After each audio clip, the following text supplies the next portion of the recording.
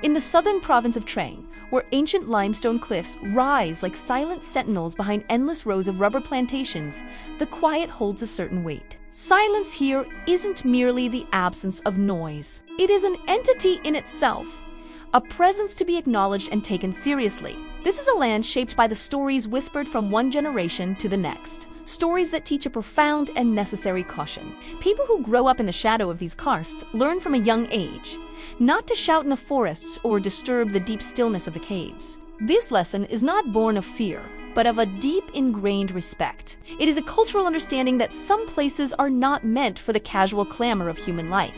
They are sacred, ancient, and demand a quiet reverence from those who dare to approach. Caves, in particular, are regarded as old places. They are timeless chambers that existed long before the first villages were carved from the jungle, before the first temples raised their gilded spires towards the heavens, and even before the land itself was given a name. They are seen as the wombs of the earth, primal spaces where the veil between the seen and unseen world is at its thinnest. Locals understand that to enter a cave is to step into a history far older and more profound than our own. But some are drawn to the unknown, their curiosity outweighing generations of cautious wisdom. Modern explorers, armed with headlamps and recording equipment, ventured into the dark mouths of these geological wonders, eager to map their depths and uncover their secrets. It was during one such expedition into a particular cave that they noticed something profoundly unnatural. As they navigated the winding passages, moving deeper into the belly of the mountain, a subtle sound began to follow them. It was a soft, sibilant whisper that seemed to come from just over their shoulders. A constant,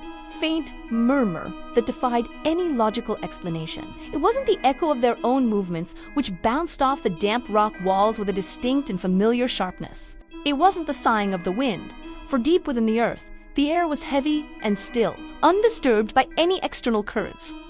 The sound was something else entirely. It was the unmistakable cadence of human voices, hushed and intimate, as if a conversation were taking place just beyond the reach of their light. A cave in Trang, now known to locals as Tham Crossip, the Whispering Cave, is said to possess this chilling characteristic. It speaks to those who walk within its chambers, its voice a constant, disembodied presence in the dark. Countless explorers and curious visitors have reported the same unsettling phenomenon. They hear the distinct sound of voices whispering behind them, clear enough to be recognized as speech, yet too faint to be understood. But when they spin around, their flashlight beams cutting frantically through the oppressive blackness, they find nothing. No one is there. The cave, in that instant, falls completely, unnervingly silent. The whispers cease as if they were never there, leaving only the sound of a frantically beating heart and the slow, cold drip of water from ancient stalactites. Determined to capture proof of this auditory anomaly, one team of investigators brought sophisticated audio recording equipment into the cave. They set up their microphones in the deepest, most isolated chambers and waited in absolute silence. When they played back the recordings later, their skepticism turned to a cold, prickling dread. Filtered through the digital static, faint but discernible whispers had been captured. The voices, speaking in a soft, ethereal tone, repeated a single, chilling phrase in Thai, "Don't go in." For the local villagers, this discovery was not a surprise, but a confirmation of what they had always known. The caves are not empty voids of rock and shadow. They are guarded places, homes to ancient spirits, and unseen guardians who have watched over the land for millennia. These entities, known as Jiao Thi or Jiao Ko, are the rightful keepers of the mountain, and their permission is required for any who wish to enter their domain. The whispers, therefore, are not seen as threats intended to cause harm. Instead, they are interpreted as solemn warnings, a compassionate gesture from the spiritual guardians. The voices are not luring intruders to their doom, but are actively trying to prevent it, urging them to turn back before they trespass too far into a realm where they do not belong. The spirits aren't chasing, they are protecting.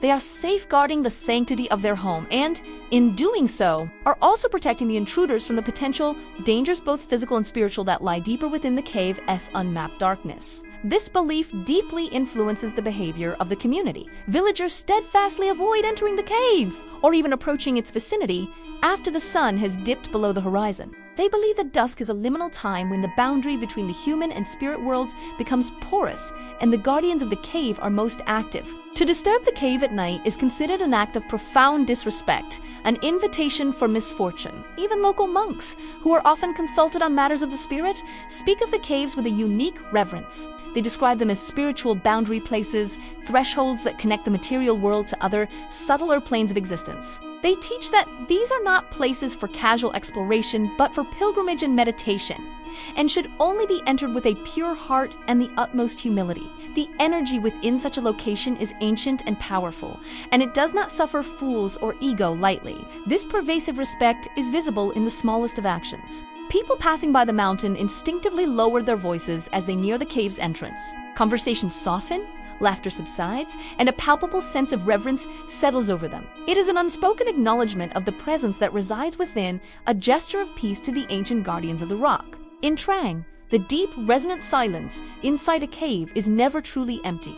It is filled with history, with meaning, and with the watchful presence of those who were there long before us. The air itself seems to listen, to observe, and to judge the intentions of all who cross its threshold. Some places, it seems, were not created to be explored, conquered, or mapped by human ambition. They exist to be respected, to be left in their primordial peace, a humbling reminder that there are mysteries in this world far older and greater than ourselves. The story of Thamkrasip teaches a crucial lesson. Sometimes the greatest discoveries are made not by pushing forward, but by knowing when to stop, listen, and turn back. The whisper wasn't a threat. It was a final, solemn warning, a moment when permission was being irrevocably taken away. Whatever lived there in the profound darkness wasn't angry or malevolent. It was simply watching, judging, and guarding its ancient domain. The cave never spoke again to those who heeded its call. And for anyone who survived ignoring it, their silence speaks volumes.